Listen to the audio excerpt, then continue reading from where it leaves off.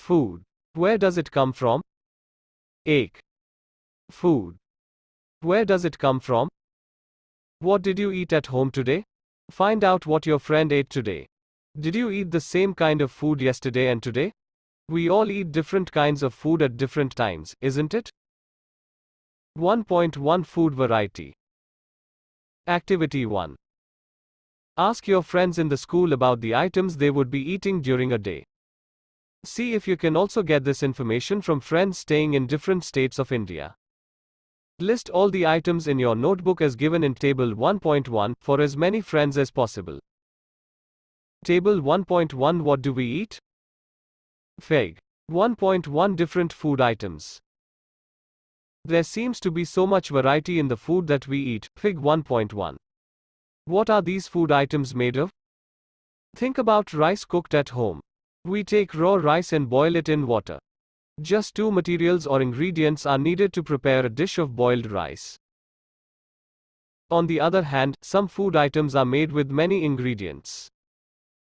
To prepare vegetable curry, we need different kinds of vegetables, salt, spices, oil, and so on. Activity 2. Choose some of the items you listed in Table 1.1 and try to find out what ingredients are used to prepare these by discussing with your friends and elders at home. List them in Table 1.2. Some examples are given here. Add some more items to this list. Table 1.2 Food items and their ingredients. What do we find? Do we find some ingredients common for different food items? Discuss in class. So, where do these ingredients come from? 1.2 Food materials and sources. It may be easy for us to guess the sources of some of the ingredients that we listed in Table 1.2. Fruits and vegetables, for instance, Fig. 1.2a. Where do they come from? Plants, of course. What are the sources of rice or wheat? You may have seen paddy or wheat fields with rows and rows of plants, which give us these grains. Fig. 1.3. Fig. 1.2 Sources of food ingredients. And then, there are food items like milk, eggs and meat, which come from animals. Fig. 1.2b. Fig. 1.3 Source of food grains. A. Paddy field. B. Wheat grains transported. Activity 3. Let us take the food items listed earlier and try to find out where they come from, the ingredients and their sources. Some examples are shown in Table 1.3. Fill in the blanks in Table 1.3 and add more examples to this list. Table 1.3 Ingredients used to prepare food items and their sources. What do we conclude from Activity 3? Plants are the sources of food ingredients like grains, cereals, vegetables and fruits. Animals provide us with milk, meat products and eggs. Cows, goats and buffaloes are some common animals which give us milk. Milk and milk products like butter, cream, cheese and curd are used all over the world. Can you name some other animals which give us milk? 1.3 Plant parts and animal products as food. Plants are one source of our food. Which parts of a plant? We eat many leafy vegetables. We eat fruits of some plants. Sometimes roots, sometimes stems and even flowers. Fig. 1.4. Have you ever eaten pumpkin flowers dipped in rice paste and fried? Try it. Fig. 1.4 Different edible parts of plants. Some plants have two or more edible, eatable parts. Seeds of mustard plants give us oil and the leaves are used as a vegetable. Can you think of the different parts of a banana plant that are used as food? Think of more examples where two or more parts of a single plant are used as food. Table 1.4 Plant parts as food. Activity 4. From all the food items you have listed in Table 1.3, choose those items whose ingredients are obtained from plants. Which part of a plant? Identify these and list the food items and plant parts as shown in Table 1.4. Activity 5. Take some dry seeds of moong or chana. Put a small quantity of seeds in a container filled with water and leave this aside for a day. Next day, drain the water completely and leave the seeds in the vessel.